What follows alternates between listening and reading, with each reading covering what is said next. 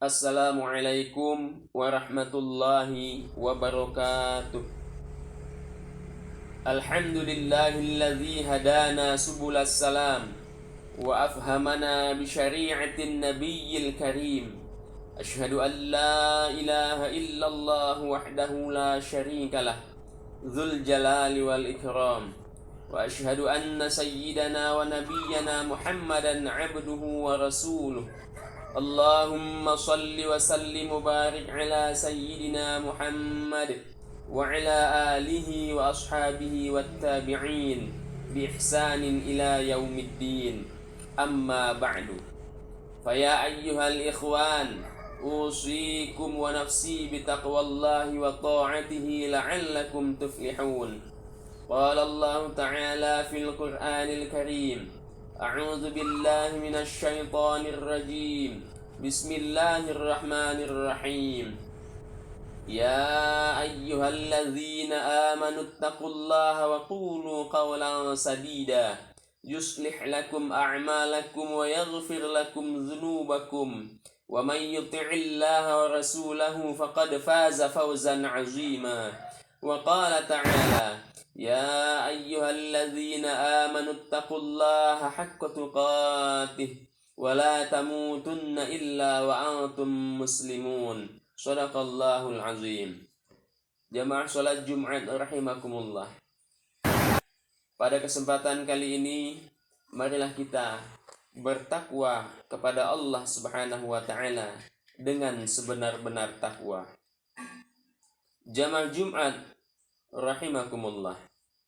Di dalam kitab Tanwirul Qulub dijelaskan bahwa seorang suami wajib menafkahi istrinya berupa makanan, pakaian, dan lain-lain berdasarkan firman Allah Subhanahu wa taala di dalam Al-Qur'an. A'udzu billahi minasy syaithanir rajim. Bismillahirrahmanirrahim. Wa 'alal mauludi lahu rizquhunna wa kiswatuhunna bil ma'ruf. La tukallafu nafsun illa wus'aha. Artinya, dan kewajiban suami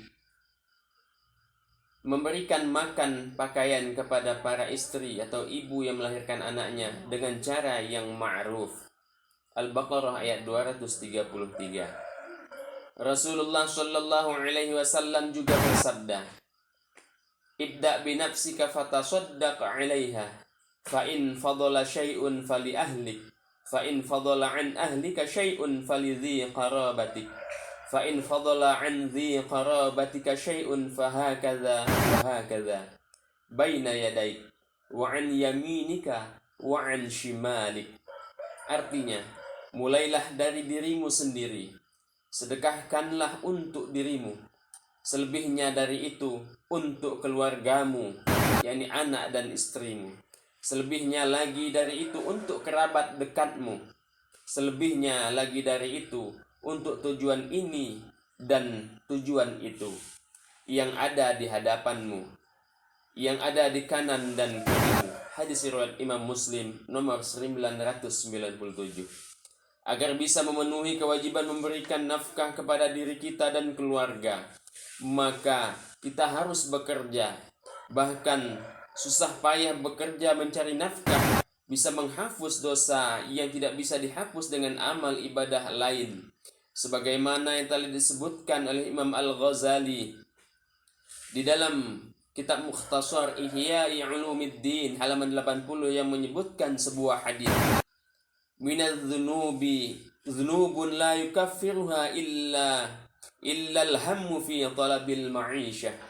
Artinya, di antara dosa-dosa ada yang tidak bisa dihapus atau tidak bisa ditebus kecuali hanya dapat ditebus dengan kesusah payahan dalam mencari nafkah.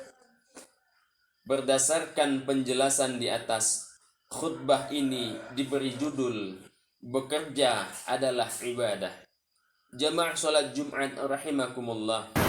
Kesibukan seseorang dalam kerja duniawi membutuhkan dua hal, sebagaimana disebutkan oleh Syekh Ibnu Athaillah di dalam kitabnya At-Tanwir fi Isqatit Tadbir. Pada halaman 50, beliau menjelaskan bahwa kebutuhan pertama adalah ilmu, Dan kebutuhan kedua adalah ketakwaan. Ilmu yang dimaksud adalah ilmu yang memberikan pencerahan sehingga bisa mengerti halal dan haram, sehingga aktivitas kerjanya tetap di jalur syariat dan ia tetap berada dalam naungan Allah Subhanahu wa taala. Adapun ketakwaan bakal mencegah diri kita dari perbuatan dosa dan perilaku buruk. Selanjutnya, agar pekerjaan kita mencari nafkah bisa menjadi ibadah, menurut Syekh Yusuf Al-Qaradawi di dalam kitabnya Al-Ibadah fil Islam halaman 62, maka harus memenuhi syarat-syarat berikut. Syarat yang pertama, pekerjaan yang sesuai syariat Islam, bukan pekerjaan yang diingkari Islam seperti yang mengandung riba, khianat dan sebagainya.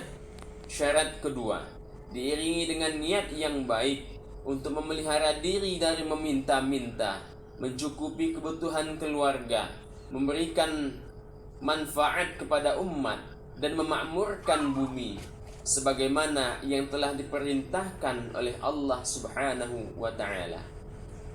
Syarat ketiga, melaksanakan pekerjaan dengan sempurna dan baik.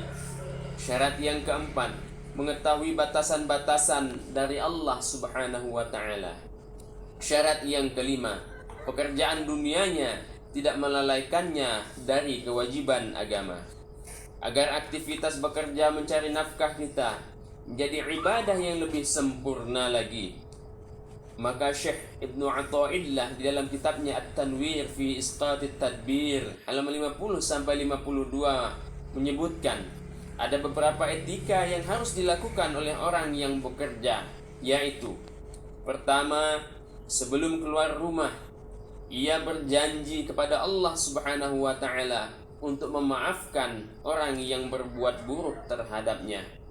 Yang kedua, etika yang kedua, sebelum keluar rumah hendaknya ia berwudu dan mendirikan sholat sunnah atau sholat hajat dan memohon keselamatan kepada Allah Subhanahu wa taala selama beraktivitas di luar rumah. Etika yang ketiga, sebelum keluar rumah hendaknya ia menitipkan keluarga, harta dan rumah beserta seluruh isinya kepada Allah Subhanahu wa taala, sebab dialah yang paling layak menjaganya. Etika yang keempat, pada saat keluar rumah hendaknya ia membaca doa, Bismillah tawakkaltu 'ala Allah, la haula wala quwwata illa billah. Artinya, dengan nama Allah aku bertawakal kepada Allah, berserah diri kepada Allah, tidak daya dan kekuatan kecuali dengan pertolongan Allah.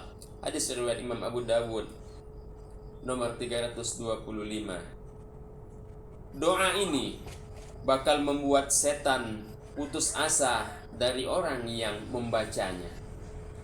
Etika yang kelima, orang yang keluar rumah itu mengerjakan amar ma'ruf nahi mungkar, mengajak kepada kebaikan, mencegah kemungkaran, sebagai wujud rasa syukur atas nikmat, kekuatan dan ketakwaan yang diberikan oleh Allah Subhanahu wa taala kepadanya. Etika yang keenam, berjalan dengan tenang, rendah hati dan bersikap santun. Etika yang ketujuh, selalu ingat kepada Allah Subhanahu wa taala, tadzikrullah saat bekerja. Etika yang kedelapan, tidak lalai dari sholat tepat waktu, utamanya berjamaah.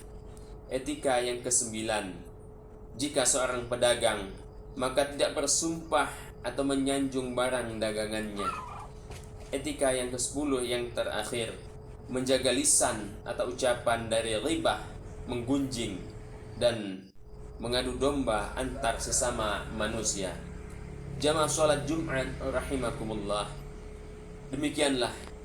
Dan kesimpulan khutbah ini adalah, yang pertama, memberikan nafkah dimulai dari diri sendiri, istri dan anak serta orang yang wajib kita tanggung nafkahnya adalah kewajiban bagi kita.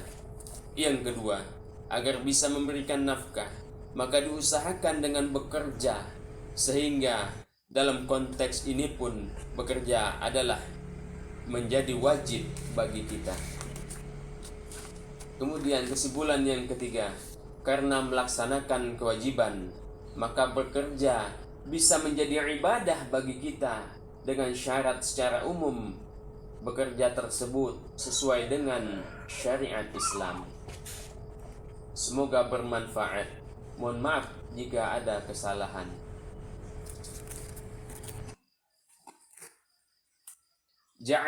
جعلنا الله وإياكم من الفائزين الآمنين وأدخلنا وإياكم في زمرة عباده المؤمنين.